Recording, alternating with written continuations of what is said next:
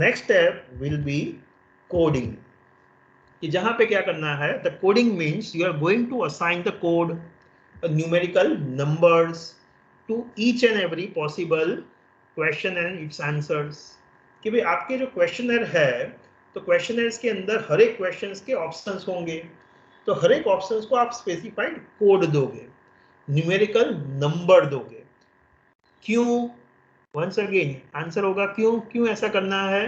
Because आपका जो software है वो कौन सी लैंग्वेज समझता है, तो कभी न्यूमेरिकल लैंग्वेज समझता है। तो उसके लिए मेरे को क्या करना पड़ेगा, मेरा जो क्वेश्चनर्स है उसको न्यूमेरिकल लैंग्वेज में कन्वर्ट करना पड़ेगा। तो उसके लिए मेरे को क्या करना है, मेरा जो पूरा क्वेश्चनर है वो पूरे क्वेश्चनर्स को मेरे को नंबर्स फॉर्म में कन्वर्ट करने होंगे। कंप्यूटर में मैं जब एंट्री करूंगा तो मेरे को नंबर टर्म्स में एंट्री करनी है। तो उसके लिए I need to code the whole questionnaires. I will identified and fix the field codes. हर एक फील्ड के लिए स्पेसिफाइड कोड डिटरमाइन करूंगा। कि फॉर एग्जांपल मेरा क्वेश्चन नंबर 1 है कि भाई do you have a bike, yes no. तो यस के लिए मैंने कोड दिया 1, नो के लिए कोड दिया 2। तो हर एक respondents, each of the respondents need to have the same code to be appeared in my column wise, row wise. कि भाई हर एक क्वेश्चन वाइज मैं वही कोड रखूंगा। कि भाई मिस्टर ए अगर वो यस बोल रहा है तो मेरे को 1 एंटर करना है, मिस्टर बी वो यस बोल रहा है तो वहां पे भी मेरे को 1 एंटर करना है। तो उस हिसाब से हर एक क्वेश्चन वाइज, हर एक ऑप्शन वाइज जो आप कोड क्रिएट करते हो, it need to be fix. और सभी रिस्पॉन्डेंट्स के लिए वो कोड सेम रहेगा। सभी रिस्पॉन्डेंट्स के लिए आप उसी हिसाब से कोड के हिसाब से आगे एंट्री करने वाले हो। और इवन एंट्री के टाइम पे जो मिसिंग है, आपको मिसिंग डेटा मिलने वाला है कि जो क्वेश्चन के अंदर कोई बंदे ने कोई क्वेश्चन के अंदर टिक मार्क नहीं किया है, इनअप्रोप्रिएट टिक मार्क किया है, तो वहां पे आपने डिसाइड किया होगा कि यहाँ पे मेरे को मिसिंग कोड डालना है। तो उसके लिए इवन मिसिंग डेटा के लिए आप मिसिंग कोड डिटरमाइन करोगे। कि भाई आपका फॉर एग्जांपल क्वेश्चन का ऑप्शन था 1 to 5 लाइकट में, हाईली डिससेटिस्फाइड से हाईली सेटिस्फाइड वाला। तो ऐसी कोई स्टेटमेंट्स के अंदर कोई बंदे ने टिक मार्क नहीं किया है, तो आपका मिसिंग कोड है फॉर एग्जाम्पल 9। तो आप वहां पे टाइप करोगे 9। अगर उसमें ने एक 1 to 5 में से कोई भी ऑप्शन टिक मार्क नहीं किया है, तो इवन मिसिंग वैल्यूज के लिए भी आपको कोड क्रिएट करना होगा। जब आप ये कोडिंग करते हो तो उस टाइम पे आपका जो क्वेश्चनर है, क्वेश्चनर का जो स्ट्रक्चर है वो बहुत इंपॉर्टेंट वन है। बिकॉज अगर आपका क्वेश्चनर स्ट्रक्चर्ड क्वेश्चनर है, स्ट्रक्चर्ड क्वेश्चनर्स का मतलब क्या, कि क्वेश्चनर्स के अंदर आपने already options are given and from given options the respondents need to choose any one और टू और मोर देन दैट। तो आपके लिए वो केस में कोडिंग देना इजीली पॉसिबल हो जाएगा, इजी हो जाएगा। क्यों? बिकॉज यू ऑलरेडी नो कि भाई हर एक क्वेश्चन के कौन कौन से ऑप्शंस है, तो वो आपको ऑलरेडी पता है। सो इन दैट केस जो स्ट्रक्चर क्वेश्चन है, तो उस केस में even before the field work, pre field, तो फील्ड वर्क से पहले जब आपका क्वेश्चनर फाइनलाइज हो जाता है, तो at that time you can prepare the code book. उस टाइम पे आप अपना कोड बुक क्रिएट कर सकते हो, कोडिंग दे सकते हो। But in the case of unstructured question है कि भाई अनस्ट्रक्चर्ड क्वेश्चन होंगे कि जहां पे ओपन एंडेड क्वेश्चन है, रिस्पॉन्डेंट्स अपने हिसाब से आंसर देने वाला है, तो उसका भी मेरे को कोडिंग करना पड़ेगा। बट उसके लिए जनरल गाइडलाइंस है कि जो हम नेक्स्ट स्लाइड में देखेंगे कि भाई हमें क्या क्या चीज़ों का ध्यान रखना है, कैसे अनस्ट्रक्चर्ड क्वेश्चंस को कोड क्रिएट करना है। For the questions that permits the large number of responses, each possible response options should be assigned a separate column. कि भाई कोई क्वेश्चंस के अंदर बहुत सारे ऑप्शंस है, ऑप्शंस के भी ऑप्शंस है, तो हर एक ऑप्शंस के लिए, हर एक रिस्पॉन्स के लिए आपको स्पेसिफिक कॉलम वाइज सेपरेटली उसको दिखाना पड़ेगा, सो दैट डेटा एंट्री में कोई एरर ना हो। तो कोडिंग के अंदर क्या कर रहे हो, अपने हर एक ऑप्शंस के लिए कोई स्पेसिफिक नंबर्स फाइनलाइज कर रहे हो। You need to prepare the code book. Coding के टाइम पे आप क्या कर रहे हो, कोड बुक प्रिपेयर कर रहे हो। This code book contains the coding instructions and necessary information about the each and every variables of our questionnaire. तो आपकी जो कोड बुक होगी उसके अंदर सारी इंफॉर्मेशन लिखी होगी कि भाई आपका जो क्वेश्चनर्स है तो वो क्वेश्चनर्स कितने क्वेश्चंस है, कॉलम नंबर, रिकॉर्ड नंबर, कि भाई आपने वो column wise record wise Excel sheet में वो कैसे रिकॉर्ड होगा, कितने वेरिएबल्स आपके क्वेश्चनर्स के अंदर है, वेरिएबल्स का क्वेश्चनर्स के अंदर कौन सा नंबर है, वेरिएबल्स का क्या नाम आपने फाइनलाइज किया है, कितने क्वेश्चंस आपके क्वेश्चनर्स के अंदर है, क्वेश्चंस के कितने ऑप्शंस है, हर एक ऑप्शंस के आपने क्या कोड दिए हैं। तो ये सारी चीजें आप अपने कोड बुक के अंदर नोट डाउन करोगे, लिखोगे। क्यों? कि भाई because this code book will be helpful. किसको किसको हेल्पफुल होगी?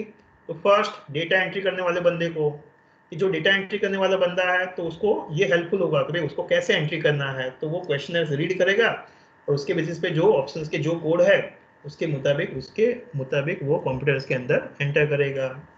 तो डेटा एनालिसिस वाले, डेटा एंटर करने वाले को ये हेल्पफुल होगा। डेटा एनालिसिस कि जो सॉफ्टवेयर के माध्यम से एनालिसिस करने वाला है तो उसको भी पता होना चाहिए कि भाई कैसे कोड दिया गया है, तो उसको भी हेल्पफुल होगा। इवन एनालिसिस कि जो बंदा एनालिसिस कर रहा है, इंटरप्रेट कर रहा है कि भाई सॉफ्टवेयर ने डेटा का एनालिसिस तो दे दिया बट वो एनालिसिस क्या दिखाता है, तो जो इंटरप्रिटेशंस लिखने वाला है, फाइंडिंग्स कंक्लूजन लिखने वाला है, वो बंदे को भी ये कोड बुक हेल्पफुल होने वाली है। तो हमें क्या करना होगा, एक कोड बुक प्रिपेयर करनी होगी कि जिसके अंदर हम सारी इंफॉर्मेशंस नोट डाउन करेंगे। यहाँ पे एग्जांपल्स है कि for example we have one survey, कि भाई हम एक सर्वे कर रहे हैं कि जहाँ पे हम एक पर्टिकुलर रेस्टोरेंट्स है तो उसका जो खाना पीना कैसा है कैसा नहीं, तो उसका सर्वे कर रहे हैं। तो हमने क्या किया, सबसे पहले for example we have only 20 respondents, तो हमने सबसे पहले कोड क्या डिटरमाइन किया, कोड बुक में क्या आइडेंटिफाई किया, फर्स्ट वेरिएबल है हमारा कि भाई हमने हर एक क्वेश्चनर को एक स्पेसिफिक आईडी दे दिया। क्वेश्चनर 1, क्वेश्चनर 2, क्वेश्चनर 3, 4, 5, 6 ऐसे 1 to 20 आईडी दे दिए। तो उसकी हमें क्या होगी, हमारी कॉलम वाइज वेरिएबल वाइज उसकी एंट्री होगी। फर्स्ट हमारी कॉलम क्या दिखाएगी, identity of each of the questioners, कि जिसके बेसिस पे हमें पता चलेगा कि ये फर्स्ट वाला बंदा है, सेकंड वाला है, थर्ड वाला है, कौन सा बंदा क्या बोल रहा है। Then second we have a preference कि भाई वो पर्टिकुलर रेस्टोरेंट उसके लिए प्रीफरेबल है या नहीं है, तो उसके ऑप्शंस थे 1 to 7 हमने स्केल दिया था। लिस्ट प्रीफर्ड, हाईली प्रीफर्ड, तो हर एक ऑप्शंस के लिए 1 to 7 का कोड होगा। हमारा क्वेश्चन है इसके अंदर, ये सबसे पहला क्वेश्चनर है। फिर दूसरा क्वेश्चन है about the quality of the food, कि भाई फूड कैसा है कैसा नहीं, तो क्वेश्चन इसके अंदर 2 था। उसके जो ऑप्शंस है उसको हमने 1 to 7 में कोड किए हैं।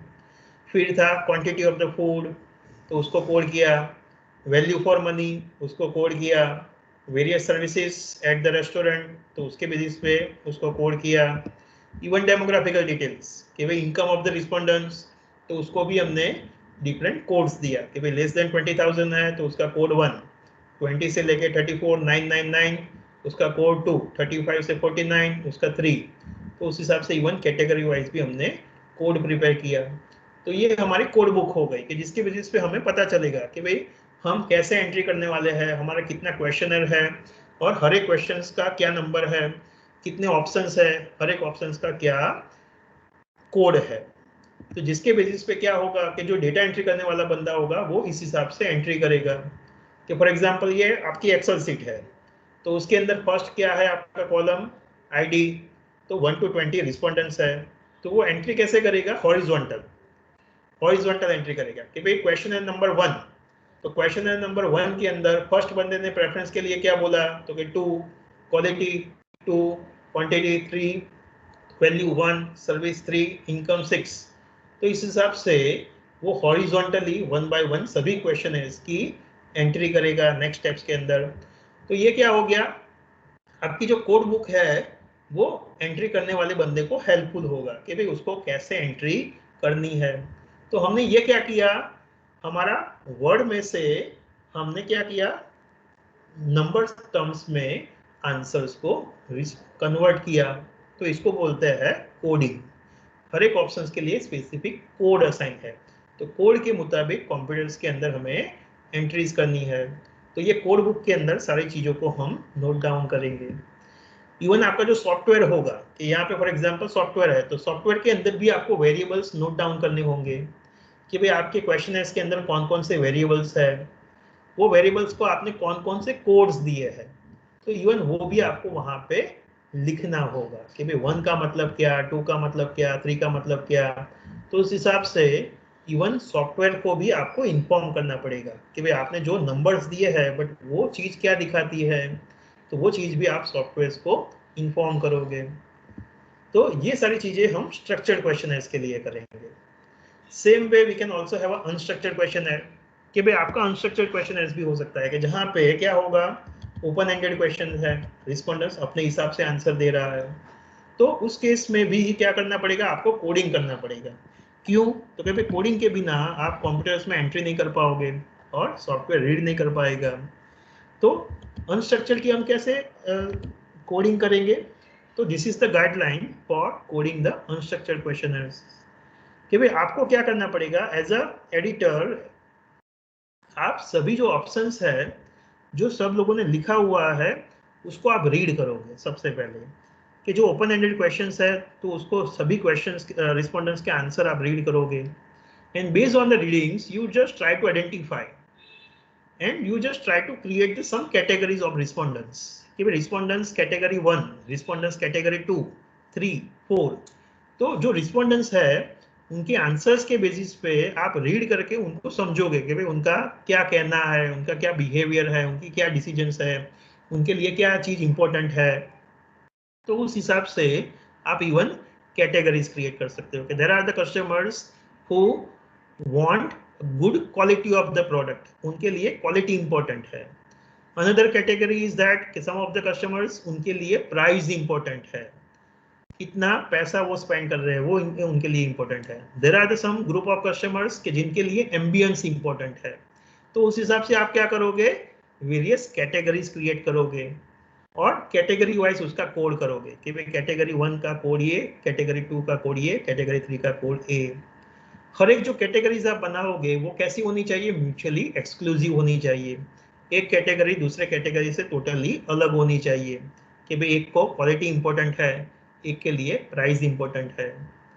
With in the group they all need to be collectively exhaustive कि भाई एक कैटेगरीज के अंदर सारे कॉमन कैरेक्टरिस्टिक्स वाले बंदे आने चाहिए, तो आप कैटेगरीज डिटरमाइन करोगे। Even you need to have the some other categories कि भाई आप जो कैटेगरीज डिफाइन करोगे उसके अलावा इवन अदर कैटेगरीज करके भी होगा। बट आपको ध्यान क्या रखना है, only few of the respondents should be fall into the other categories कि भाई आपने 1, 2, 3, 4 कैटेगरीज डिफाइन की है बट उसके अलावा भी एक अदर्स करके आप कैटेगरीज बनाओगे। क्यों?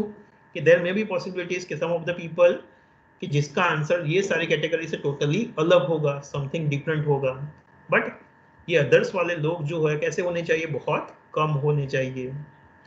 The categories code should be assigned for critical issues even if no one has mentioned it कि भाई आपको जो लगता है कि यस ये चीज के अंदर ये पर्टिकुलर फैक्टर जो है वो इम्पोर्टेंट है, वो लोगों की डिसीजंस को अफेक्ट करता है, बट आपके रिस्पोंडेंट्स ने वो चीज को समझा नहीं है, बट इवन दो आपको वो कैटेगरीज क्रिएट करनी चाहिए और वो एनालिसिस के अंदर आपको वो चीज को मेंशन करना चाहिए सो दैट कि आपके जो डिसीजंस मेकर्स है उसको भी पता चले कि यस आप सोचते हो कि भाई ये चीज भी होनी चाहिए, बट रिस्पोंडेंट्स वो समझ नहीं पाया।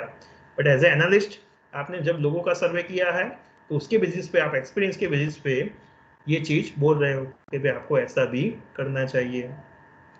The data should be coded to retain as much detail as possible कि जब आप कोड क्रिएट कर रहे हो तो कोडिंग के टाइम पे आपकी कोड बुक के अंदर डिटेल में जितना पॉसिबल है उतना डिटेल में वहां पे लिखना होना चाहिए, इंफॉर्मेशन होनी चाहिए सो दैट कि बाकी के जो नेक्स्ट बंदा है उसको समझ में आएगा कि भाई आपने कैटेगरी 1 है बट कैटेगरी 1 क्या दिखाती है, कैसे टाइप के कस्टमर्स दिखाती है, तो वो आपको क्लियरली वहां पे मेंशन करना चाहिए, लिखना चाहिए कि भाई अनस्ट्रक्चर्ड है और उसके अंदर भी मैंने 3-4 कैटेगरीज बनाई है, बट हर एक कैटेगरीज का मतलब क्या है, वो कैटेगरीज के अंदर कैसे कैसे कस्टमर्स है, वो क्या रिप्रेजेंट करते हैं, उनकी क्या लाइकिंग्स है, डिसलाइकिंग्स है, डिसीजन मेकिंग है, तो उसको भी डिटेल में आपको कोड बुक के अंदर एक्सप्लेन करना चाहिए।